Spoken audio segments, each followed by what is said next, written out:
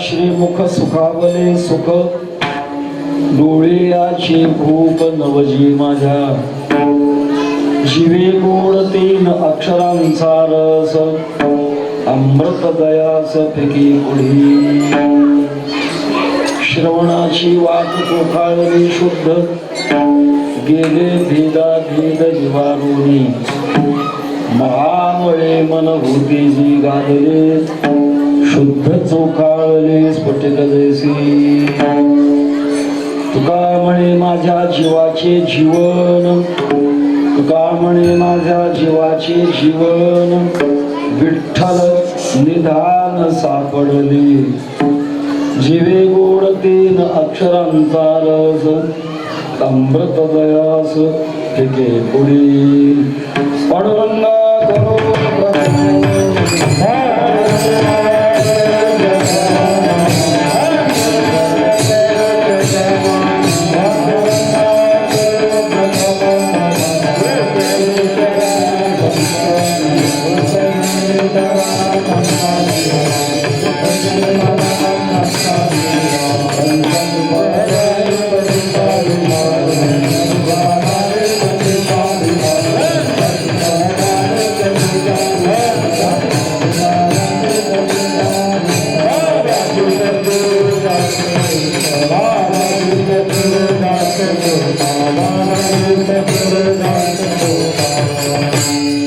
जयांसे केलिया स्मरण होय सकळ विद्यांचे अधिकरण तेश वंदो श्री चरण श्री गुरूंचे नमस्कारो ज्ञाता काय माझी वाणी मानेर संतांचे रंजवू चित्तासे आपलिया माझी वाणी तुझे वर्णे गुणनाम ऐसे दे प्रेम काही कळा मस्तक ही पायावरी या बारकरी संतांच्या कर्पूर गौरम करुणावतारम संसार सारम भजगेंद्रहारम सदा वसंतं हृदयारविंदे भवं भवानी सहितं नमामि समचरण सरोजं सान्द्रहिराम्बुधारम् जगन्निहितपाणिं मण्डलं मण्डलानां तरुण तुलसीमाला कंदरं कंजनेत्रं सदय धवलहासं विठ्ठलं चिन्तयामि विठ्ठल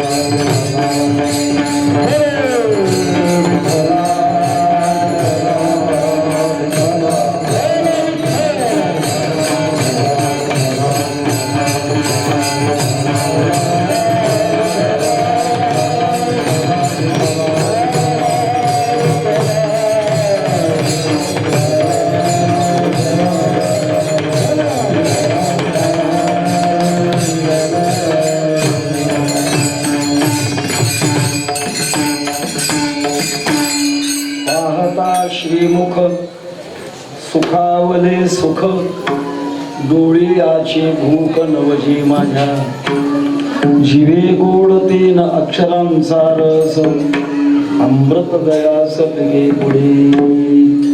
अनंत कृपा सागर भगवत पूज्यपाद जगदुद्धारक जगद्गुरु श्री तुकोबार आहे. भगवान महादेवांच्या दरबारात श्री क्षेत्र महादेव दरा या ठिकाणी हा आमचे गुरुबंधू हरिभक्तराय कल्याण महाराजजी कोरे यांच्या माध्यमातून या स्थळाला एक चैतन्य निर्माण झाले. इतिहासामध्ये बालाघाट पर्वताचे रान म्हणतात तिथून सुरू आणि अति प्राचीन काळात भगवान महादेवांचं मंदिर या ठिकाणी या सगळ्या क्षेत्राचा खूप मोठा विकास आपला जीव पणाला लावून ज्यांनी केला असे कोल्हे महाराज. तुमच्या संस्थेचं एक महान रत्न यदिच्छन्तो ब्रह्मचर्यं चरन्ति, ज्या करता ब्रह्मचर्यासारखं व्रत धारण करून आणि अशा अत्यंत अडचणीच्या क्षेत्रामध्ये तप करून आता ती बाबळ त्याला पहिल्यांदा काढली म्हणतात. ज्या बाबळ महाराजाने रात्र बसायचं खाली वाघ असायचा एवढ्या महान संकटातून धैर्यातून वाटचाल करून आज या संस्थांना एवढं मोठं रूप आणलं. त्यांना कोटी कोटी धन्यवाद. त्यांच्या सत्कारात करतात टाळ्या नाव आहे कल्याण आहे. किंवा या उत्सवाचा क्रमांक 33 आहे आणि आपण उपांत कीर्तन सेवेमध्ये आहोत. खऱ्या अर्थाने आज जागराचं मागणीचं कीर्तन पाहिजे, पण आज रामनवमी आहे आणि दुपारी आपण राम जन्मोत्सव साजरा केलेला आहे. भगवान प्रभू रामचंद्राचं प्रकटीकरण झाल्यानंतर पुढं काय म्हणून पाहता श्रीमुख या अभंगाचं चिंतन करावं वाटतं. अगोदर वाटत होतं झाले रामराज्य काय ओढे आमसी अभंग घ्यावा, पण रामराज्य केव्हा झालं? वनवासावरून आल्यावर. अवताराला आल्याबरोबर काय परिणाम झाला तो अनुभव जगद्गुरु तुकोबाराय आपल्या प्रासादिक भाषेतून सांगतात. आपल्या जीवनामध्ये अनुभव असतात, काही सुखाचे अनुभव आहेत, काही दुःखाचे अनुभव आहेत. त्याच्या पलीकडे जाऊन सांगता येईल. आपल्याला सुखाचा अनुभव येतो तो दुःखामुळे. माझं बोलणं पटणार नाही अगोदर. कशामुळे येतो? दुःखामुळे. दुःख नसेल तर संसारात सुखही नाही. उदाहरणार्थ पक्वान्नाचं सुंदर पक्वान्नाचं ताट भरलंय आणि अजिबात भूक नसणाऱ्या माणसाच्या पुढे ठेवलंय, होईल का सुख?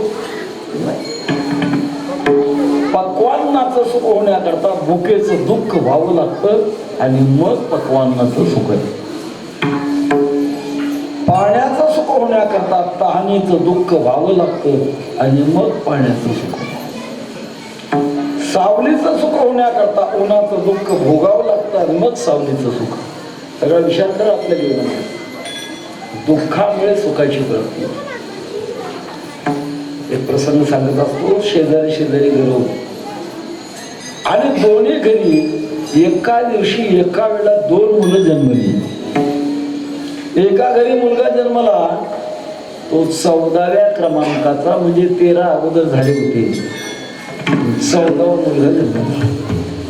आणि शेजारच्या घरी जो मुलगा जन्माला आला त्याच्या आई बापाचं लग्न होऊन 14 वर्ष झाली होती. खूप प्रयत्न केले.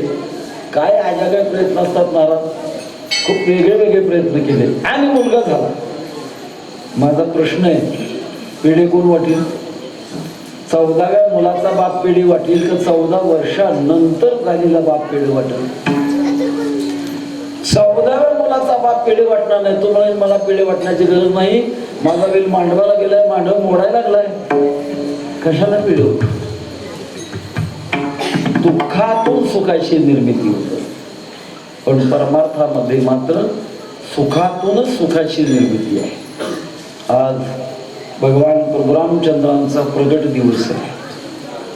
आपल्या वारकरी संप्रदायामध्ये 5 महाव्रत करावी लागतात. आपण दुपारी ऐकलं असेल, रामनवमी, कृष्णाष्टमी, वामन जयंती, भाद्रपद शुद्ध द्वादशी, नरसिंह जयंती होणार आहे वैशाख महिन्यात, आणि महाशिवरात्र.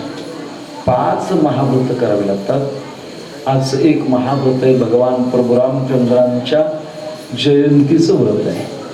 का करायची जयंती? 3 गोष्टी सांगतो आपल्याकडे. एकाची निर्मिती, दुसऱ्याचा जन्म आणि तिसऱ्याचा अवतार. आता सुंदर मंडप बांधला. मंडपाचा जन्म झाला म्हणतो का बांधला म्हणतो आपण? बांधला. मंडपाची निर्मिती झाली. जडाची निर्मिती असते, जडाचा जन्म नाही. आणि आपण एवढी मंडळी आहोत, आपली निर्मिती का आपला जन्म आहे? जन्म आहे. आणि भगवान परमात्म्याची निर्मितीही नाही, जन्मही नाही, अवतार. जन्म कर्मच मे दिव्यम एवं यो विद्यी तत्वतः. परमात्म्याचा अवतार वेगळा. का वेगळा सांगतो थोडक्यामध्ये. जन्माला येणाऱ्याचे 4 वर्ग: अंडज, जारज, उद्भिज आणि स्वेदज. 4 प्रकार. अंड्यापासून जन्म. कोंबडीच्या पोटातून पहिल्यांदा अंड बाहेर पडतं आणि मग ते घोळल्यानंतर कोंबडीचं पिलू बाहेर पडतं. कावळा म्हणा, चिमणी म्हणा, मोर म्हणा, घार म्हणा, हे सगळे अंडज आहेत. दुसरा प्रकार आहे जारज. जारात ज्यांचा जन्म झाला त्याला काय म्हणतात? जारज. गाय व्याल्यानंतर तिचा जार पडण्याचा आपण प्रयत्न करतो. नाही पडला तर डॉक्टरकडनं औषध देतो, तर त्या गायीचं आरोग्य चांगलं राहील. जारज. स्वेदज, घामानं तयार होतात काही. वा, लिखा, घामातून तयार होतात. आणि उद्भिज, जमिनीला फाडून वर येतात वृक्ष. 4 मिळून. आणि 2 अयोनी आहेत. एक लौकिक अयोनी आणि दुसरी अलौकिक अयोनी. लौकिक अयोनी भूत, प्रेत, यक्ष, गंधर्व, किन्नर हे जे जन्माला येतात यांना आईच्या पोटात राहावं लागत नाही. हे अयोनी, पण लौकिक अयोनी. आता काही मंडळी म्हणतात भूत कुठं असतं का? अहो, संत वाङ्मयामध्ये मानलंय ना, जैसा जना माझी खेचर असतची जना नव्हे गोचर. लोकांमध्ये भूत असतं पण दिसत नाही. कोणाला दिसतं? ज्याचा मनुष्यगण आहे. 3 गण असतात: देवगण, राक्षसगण आणि मनुष्यगण. ही जन्मकुंडली काढत असताना तो गण मिळतो. आणि माणूसगण असलेला माणूस मांसाहारी, दारू पिणारा असला आणि जिथं भूतांचं वास्तव्य तिथं आला की मग ते त्याला झपाटत. नागमारांचं भारूड आहे ना, भूताचं बघा मोठे बाई काही जडपण करू घेत काही. तो काय म्हणे, मागे पाय तयार राजस्थानाची, त्याचे पाय उलटे असतात. कोणी म्हणजे तुम्हाला भेटलं का? तर मला भेटत नाही, पण मात्र एकदा अनुभव आला.